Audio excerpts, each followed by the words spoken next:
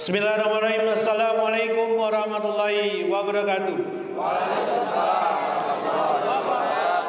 Kami dari advokat, tokoh, ulama dan santri ibu kota pada kali ini akan melakukan konferensi pers dengan tema kapitalisme mengganti Pancasila, khilafah ajaran Islam, yang insya Allah akan disampaikan secara langsung oleh seorang advokat pejuang Islam, yaitu Bung Ahmad Khazinuddin SH. Kepada yang bersangkutan saya persilakan. Bismillahirrahmanirrahim. Assalamualaikum warahmatullahi wabarakatuh. Beberapa hari ini terjadi sejumlah perburuan dan penangkapan terhadap jamaah Khilafatul Muslimin. Ajaran Islam khilafah yang sebelumnya sudah dipahami oleh kaum muslimin sebagai bagian dari ajaran Islam yang tidak mungkin bisa dipisahkan dari kehidupan kaum muslimin, yang sudah banyak dibahas oleh ulama-ulama muktabar, baik ulama-ulama salaf maupun ulama-ulama mutakhirin.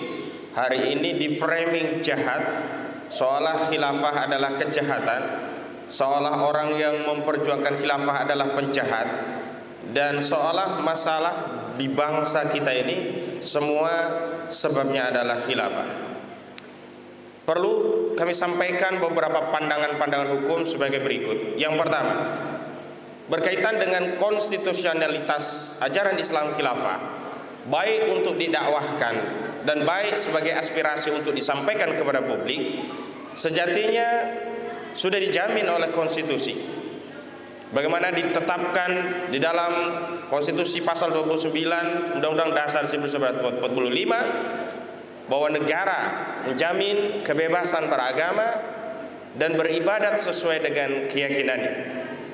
Dalam pandangan akidah Islam, mendakwahkan ajaran Islam khilafah adalah kewajiban syar'i, di mana siapapun yang menjalankan kewajiban ini akan mendapatkan pahala dari Allah Subhanahu wa taala, dan siapa saja yang meninggalkan kewajiban ini akan mendapatkan dosa dari Allah Subhanahu wa taala. Menunaikan kewajiban dalam pandangan akidah Islam, keyakinan umat Islam adalah ibadah. Karena itu mendakwahkan ajaran Islam khilafah adalah bagian dari ibadah yang merupakan hak konstitusional setiap warga negara. Dan siapapun dan dengan dalih apapun tidak bisa dan tidak akan pernah bisa untuk menghalangi apalagi membungkam dakwah Islam, khususnya dakwah untuk menyampaikan ajaran Islam khilafah. Terlebih lagi, pada November tahun 2021 yang lalu, Komisi Fatwa Majelis Ulama Indonesia telah secara tegas menyampaikan bahwa khilafah dan jihad adalah ajaran Islam. Dan Majelis Ulama Indonesia juga memberikan rekomendasi baik kepada pemerintah juga kepada masyarakat agar tidak mendiskreditkan ajaran Islam khilafah ini dan juga tidak memberikan stigmatisasi negatif terhadap ajaran Islam khilafah. Kedua, bahwa secara konstitusional aspirasi khilafah ini adalah hak konstitusional yang juga dijamin sebagaimana diatur dalam ketentuan pasal 28 Undang-Undang Dasar 1945. Di dalam ketentuan pasal 28 ini ditegaskan bahwa negara menjamin kemerdekaan berserikat, berkumpul dan menyampaikan pendapat. Jika hari ini banyak masyarakat yang berpendapat dengan berbagai pandangan sesuai dengan keyakinan dan perspektifnya, ada yang berpendapat bahwa masa depan Indonesia akan lebih baik jika negeri ini dipimpin oleh Ganjar Pranowo. Ada yang berpendapat masa depan Indonesia akan lebih baik jika dipimpin oleh Puan Maharani. Ada yang berpendapat bahwa Indonesia akan menjadi lebih baik jika dipimpin oleh Ridwan Kamil. Ada yang berpendapat bahwa masa depan Indonesia akan menjadi lebih baik jika dipimpin oleh Erick Thohir. Ada yang berpendapat bahwa masa depan Indonesia akan lebih baik jika dipimpin oleh Macan Asia, orang yang akan timbul dan tenggelam bersama rakyat, saudara Prabowo Subianto. Ada yang berpendapat bahwa Indonesia akan menjadi lebih baik jika dipimpin oleh Anies Baswedan. Dan pada saat yang sama, tentunya kami umat Islam juga memiliki hak konstitusional untuk menyampaikan aspirasi, pandangan, dan pendapat bahwa masa depan Indonesia bahkan dunia akan menjadi lebih baik jika negeri ini menerapkan syariat Islam secara kafah dalam naungan daulah khilafah. Takbir. Yang ketiga, semua dalih tentang pelarangan ajaran Islam khilafah adalah narasi sesat, tendensi politik yang tidak memiliki legitimasi hukum sama sekali. Sampai hari ini tidak ada satupun pasal, produk, peraturan perundang-undangan, bahkan putusan pengadilan yang menyatakan bahwa khilafah ajaran terlarang. Satu-satunya ajaran yang memang secara tegas sudah dinyatakan sebagai terlarang adalah ajaran PKI, yakni Marxisme, Komunisme, dan Leninisme. Hal ini sebagaimana termaktub dalam ketetapan MPRS nomor Romawi 25 tahun 1966. Di sana tegas dinyatakan bahwa selain pembubaran Partai Komunis Indonesia, negara juga secara tegas menyatakan ideologi Marxisme, Leninisme, Komunisme dinyatakan sebagai ideologi atau paham terlarang. Sementara itu, ketentuan peraturan perundang-undangan Perpu, peraturan pemerintah pengganti undang-undang nomor 2 tahun 2017 yang kemudian diundangkan menjadi undang-undang nomor 16 tahun 2017 tentang penetapan Perpu nomor 2 tahun 2017 tentang perubahan undang-undang nomor 17 tahun 2013 tentang organisasi kemasyarakatan. Di dalamnya juga tidak pernah memuat adanya pernyataan bahwa khilafah sebagai ajaran terlarang. Adopsi dalam ketentuan pasal 59 Perpu dimaksud atau yang kemudian disahkan dengan Undang-Undang nomor 16 tahun 2017 hanyalah memberikan penjelasan bahwa ada paham lain selain daripada Marxisme, Leninisme, Komunisme yang bertentangan dengan Pancasila, tapi tidak pernah disebutkan di sana yang dimaksud adalah khilafah. Dan dalam penjelasan pasal ini, pasal 59 khususnya ayat 3.4 dijelaskan bahwa paham lain ini adalah paham yang ingin mengganti Pancasila dan Undang-Undang Dasar 1945. Karena itu tidak pernah ada satupun ketentuan pasal atau dalam norma penjelasan yang menjelaskan bahwa khilafah sebagai ajaran terlarang. Adapun usaha untuk mengaitkannya dengan menyatakan khilafah akan memecah belah dan seterusnya adalah narasi sesat, tuduhan yang sangat jahat yang tidak sesuai dengan realitasnya. Hari ini bangsa kita terpecah belah karena kapitalisme. Hari ini bangsa kita rusak karena sekulerisme. Hari ini moral anak bangsa rusak karena apa? Karena adanya budaya permisifme yang diadopsi dari prinsip-prinsip kehidupan barat, bukan dari Islam. Karena itu sekali lagi saya tegaskan tidak ada satupun pasal di dalam Undang-Undang nomor 16 tahun 2017 ini yang menyatakan khilafah sebagai ajaran yang terlarang. Adapun sejumlah pengamat yang mencoba memberikan tafsir analogi dengan memperluas makna yang dimaksud paham lain ini melingkupi juga paham ajaran Islam khilafah adalah tafsir yang bersifat analogi. Sementara di dalam prinsip-prinsip hukum pidana dilarang memberikan tafsir analogi karena itu akan merubah satu norma yang sebenarnya bukan kejahatan seolah-olah menjadi kejahatan. Takbir. Yang selanjutnya, kalau yang kemudian dijadikan dalih bahwa khilafah terlarang karena sudah ada putusan Pengadilan Tata Usaha Negara Jakarta Timur nomor 211 tentang penolakan terhadap gugatan yang diajukan Ormas Islam Hizbut Tahrir Indonesia, saya ingin berikan penjelasan sebagai berikut. Yang pertama, bahwa Hizbut Tahrir Indonesia pada tahun 2009 telah memiliki status sebagai terdaftar di Kemendagri. Lalu kemudian muncullah rezim Undang-Undang Ormas, Undang-Undang nomor 17 tahun 2013. Atas adanya pengundangan Undang-Undang Ormas ini, maka Hizbut Tahrir Indonesia pada 2014 mendaftarkan diri sebagai ormas yang berbadan hukum. Di dalam ketentuan pasal 10, 11, 12 di Undang-Undang nomor 17 tahun 2013 juga diatur secara rinci bahwa ormas dapat berbadan hukum dan juga dapat tidak berbadan hukum. Ormas berbadan hukum bisa berbasis anggota dan tidak berbasis anggota. Ormas berbadan hukum yang berbasis anggota bisa memilih dengan bentuk badan hukum perkumpulan atau BHP. Sementara ormas yang berbadan hukum tapi tidak berbasis anggota bisa memilih dengan badan hukum yayasan. Adapun ormas yang tidak berbadan hukum itu bisa memilih sebagai ormas yang terdaftar atau cukup didata ataupun tidak didata. Ormas yang terdaftar ini memiliki masa daftar 5 tahun dan dia diatur dalam kewenangan Kementerian Dalam Negeri. Sementara ormas yang berbadan hukum ini pengaturannya berada di bawah Kementerian Hukum dan Hak Asasi Manusia. SKBHP yang dipilih oleh Hizbut Tahrir Indonesia inilah yang kemudian berdasarkan Perpu nomor 2 tahun 2017. Ingat, saya tegaskan sekali lagi, saya ulangi bahwa Hizbut Tahrir Indonesia dicabut BHP-nya dan dinyatakan bubar itu bukan karena melakukan korupsi, bukan karena melakukan pembunuhan, bukan karena melakukan pecah belah, bukan karena membuat rusak, bukan karena membuat perpecahan di antara anak bangsa, tetapi karena penguasa secara sepihak menerbitkan perpu karena kebencian penguasa terhadap dakwah Islam tetapi tidak memiliki dasar untuk bisa mencabut BHP HTI, maka kemudian penguasa menerbitkan Perpu nomor 2 tahun 2017. Jadi sekali lagi ini adalah murni masalah politik, bukan karena pelanggaran hukum.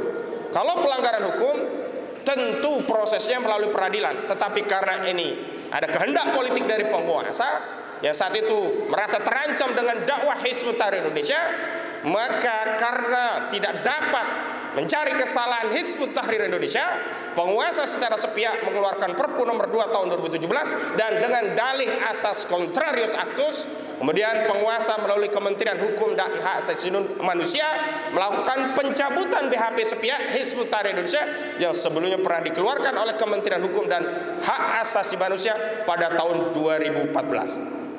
Inilah besi king atau keputusan tata usaha negara yang digugat oleh Hizbut Tahrir Indonesia melalui perkara nomor 211 PT-UN Jakarta yang kemudian diputus oleh Pengadilan Tata Usaha Negara Jakarta dengan menolak gugatan Hizbut Tahrir Indonesia.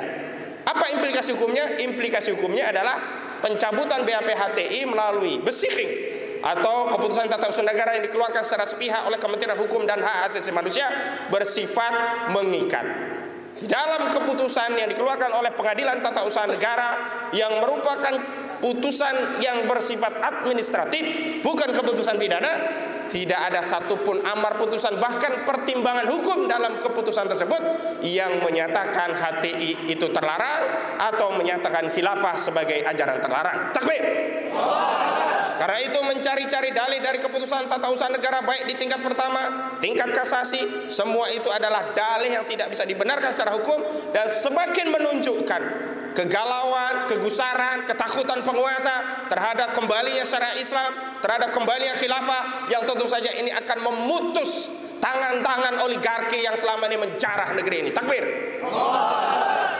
Adapun berkaitan dengan apa yang terjadi pada khilafatul muslimin, saya ingin tegaskan beberapa hal.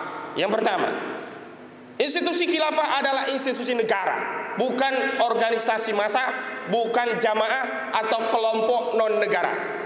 Karena itu setiap klaim terhadap pembaiatan seorang khalifah, baik itu dilakukan di dalam negara ini atau apa yang pernah kita dengar pernah diklaim di ISIS, di Irak dan Suriah, adalah khilafah yang tidak syar'i, bukan khilafah yang dikehendaki oleh syariat.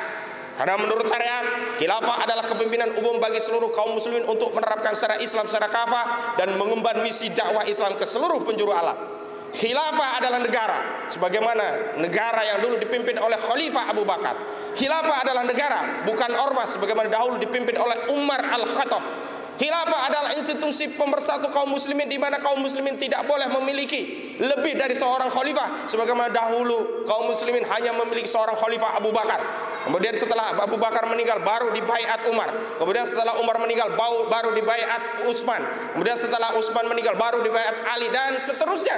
Kaum muslimin sampai 13 abad tidak pernah kosong. Setiap seorang khalifah meninggal, kaum muslimin langsung membaiat seorang khalifah sebagai penggantinya hingga kaum muslimin kehilangan khilafah negara Islam, daulah Islam ini pada tahun 1924 di Turki Utsmani. Maka sejak saat itu sampai hari ini kaum muslimin belum atau tidak memiliki khilafah dan belum bisa membaiat seorang khalifah. Takbir. Karena itu di antara dinamika yang terjadi hari ini kita perlu meluruskan kembali makna khilafah.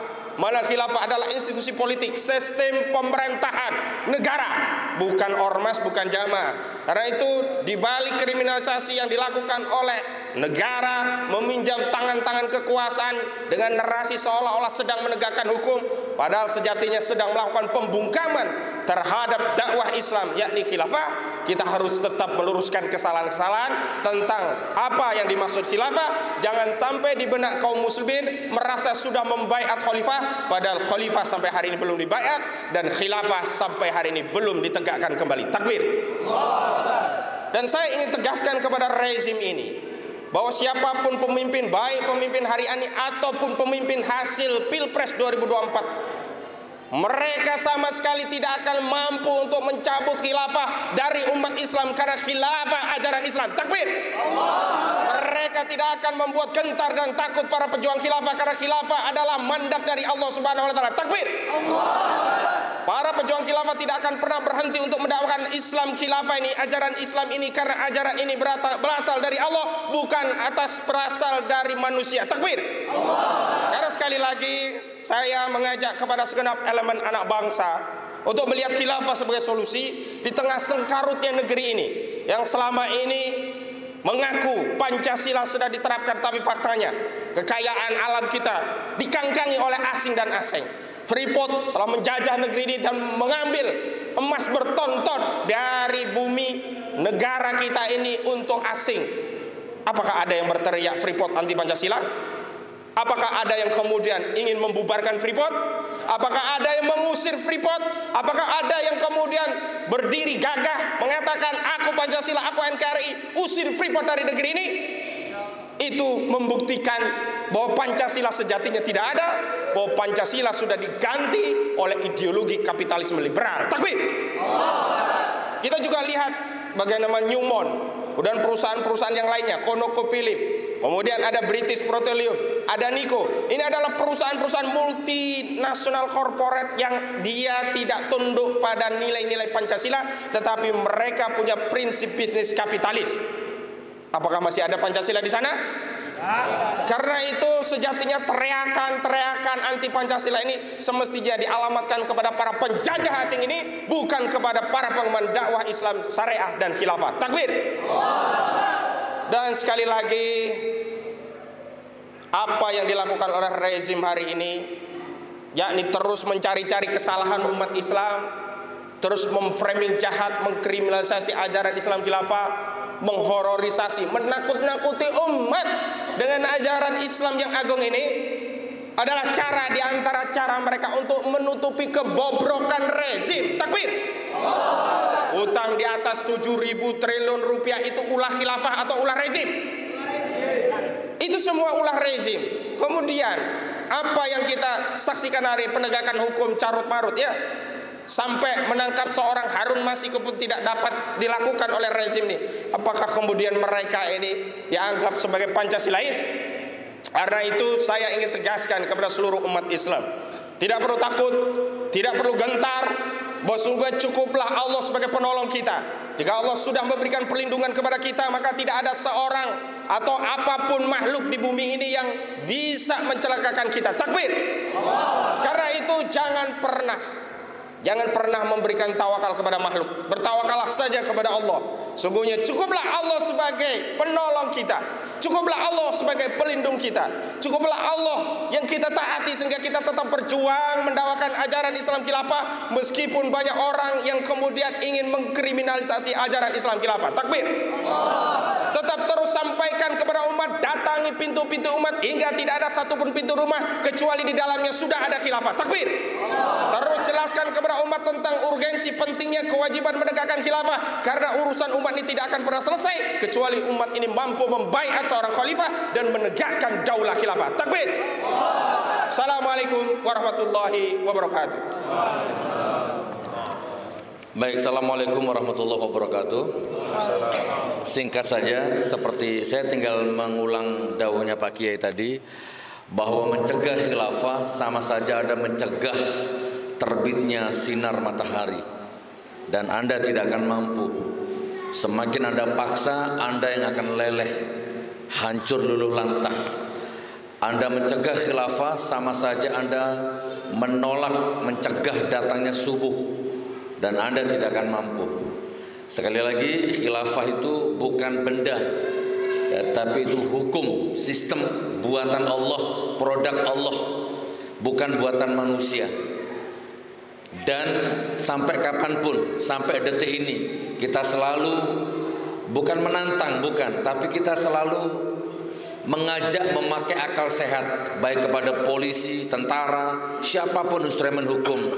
Coba tunjukkan satu saja dampak kerusakan, entah itu budaya, hukum, ekonomi, yang disebabkan oleh khilafah.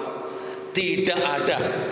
Tadi kita sudah sampaikan, tidak ada 1 rupiah pun uang negara yang dirugikan oleh khilafah.